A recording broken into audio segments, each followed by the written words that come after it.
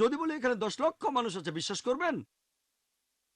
তাই নিরপেক্ষভাবে বলতে গেলে বাইবেলের মধ্যে বেশ কিছু বৈজ্ঞানিক ভুল আছে। হ্যাঁ ভাই, ডক্টর জাকির নায়েকের উদ্দেশ্যে প্রশ্ন। আচ্ছা, আপনি বললেন যে আল্লাহ আলোকে প্রতিবিম্বিত করে আর তিনি হলেন নূর। আমি এটা ঠিক বুঝতে পারিনি। ভাই প্রশ্ন করেছে যে আল্লাহ এবং নূর নিয়ে। ডক্টর উইলিয়াম ক্যাম্বেলের কথার উত্তরে আমার ব্যাখ্যাটা সে বুঝতে পারেনি।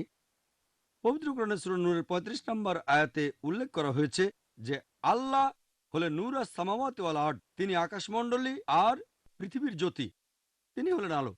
পবিত্র কোরআনের এই জ্যোতি শব্দের অর্থ প্রতিবিম্বিত আলো, ধার করা আলো। আর ভাই প্রশ্ন করেছে আল্লাহরও কি ধার করা আলো আছে কিনা। এই আয়াতের বাকি অংশটা পড়লে উত্তরটা পাওয়া যাবে। বলা আছে তার জ্যোতি যেন দীপাধার, যার মধ্যে আছে একটি প্রদীপ, প্রদীপের নিজস্ব আলো থাকে।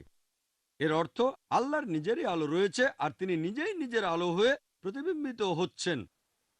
আল্লাহ সুবহানাহু ওয়া তাআলা নিজের আলোকে আবার নিজেই প্রতিবিম্বিত করছেন। যেমন হ্যালোজেন বাল্ব আপনারা দেখতে পাচ্ছেন, এর মধ্যে একটা টিউব আছে। এই ল্যাম্পটাকে আপনারা বলতে পারেন সিরাজ, ওয়াহাজ বা দিয়া। আর এর রিফ্লেক্টরটা হলো মুনির অথবা নূর, ধার করা আলো, প্রতিবিম্বিত আলো। আরেকটা কথা, এখানে যে আলোর কথা বলা হচ্ছে এটা আসলে সত্যিকারের কোনো আলো নয়, এটা আল্লাহ সুবহানাহু ওয়া তাআলার আধ্যাত্মিক আলো। এটাই উত্তর, আশা করি আপনারা সবাই বুঝতে পেরেছেন। আর সময় যেহেতু আর একটু আছে তাই অন্য প্রসঙ্গে বলি। ডক্টর উইলিয়াম ক্যাম্বেল নূহ আলাইহিস সালাম সম্পর্কে বললেন, আমি এখানে বাইবেল সম্পর্কে আলোচনা করব একমত হয়ে আর কোরআনের সাথে ভিন্ন মত হয়ে। আর তারপর জানি আলহামদুলিল্লাহ কোরআন এই পরীক্ষায় পাশ করবে। আর যদি ডক্টর উইলিয়াম ক্যাম্বেলের কথা মেনে নিই, ধরেন মেনে নিলাম যে উনি ঠিক, যে বন্যার পানি ছিল পাহাড়ের 15 ফিট উপরে, কিন্তু বুক অব জেনেসিস বলছে 7 নম্বর অধ্যায়ের 19-20 অনুচ্ছেদে আছে যে পুরো পৃথিবী বন্যার পানিতে ডুবে গিয়েছিল। আর এরপরে প্রত্নতাত্ত্বিক নিদর্শনগুলো থেকে জানতে পারি নূহ আলাইহিস সালামের সময়টাকে বিজ্ঞানীরা হিসেব করে বের করেছেন। এই সময়টা খ্রিস্টপূর্ব 22 শতক থেকে 21 শতকের মধ্যে। আজকের প্রত্নতাত্ত্বিক নিদর্শনগুলো থেকে জানতে পারি যে ব্যাবিলনের 3য় রাজবংশের সম্রাটরা আর মিশরের একাদশ রাজবংশের ফারাওরা খ্রিস্টপূর্ব 22 শতক আর 21 শতক রাজত্ব করেছে। আর সেখানে কোনো বন্যা হয়নি, মহাপ্লাবন হয়নি। আজকের প্রত্নতাত্ত্বিক নিদর্শন বলে যে এটা অসম্ভব। খ্রিস্টপূর্ব 22 শতক থেকে 21 শতকের মহাপ্লাবনে পুরো পৃথিবী ডুবে গিয়েছিল। কোরআন এখানে কি বলছে? কোরআন কি বলছে? 1 নম্বর পয়েন্ট, কোরআনে কোনো সময়ের উল্লেখ নেই।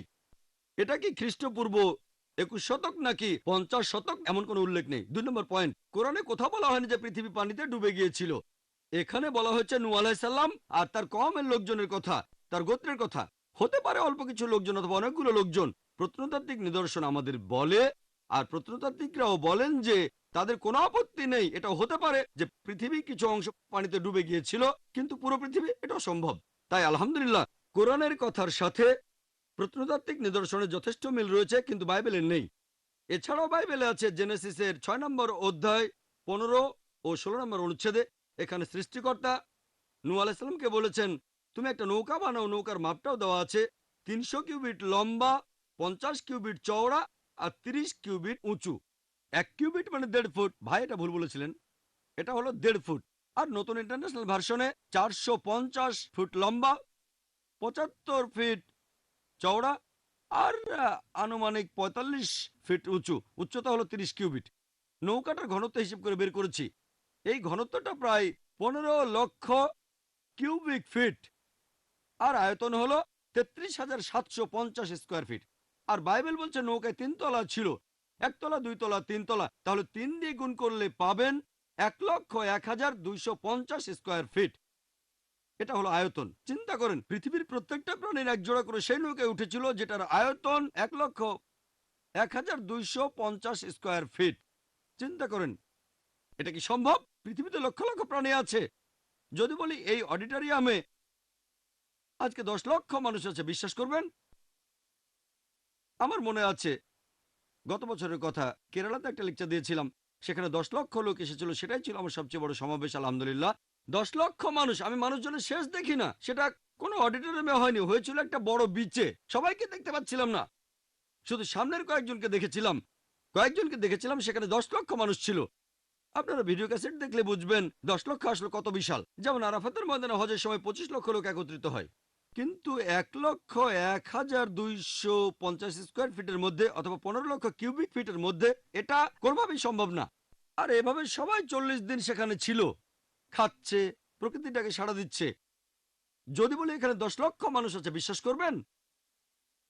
তাই নিরপেক্ষভাবে বলতে গেলে বাইবেলের মধ্যে বেশ কিছু বৈজ্ঞানিক ভুল আছে। হ্যাঁ ভাই, এর পরের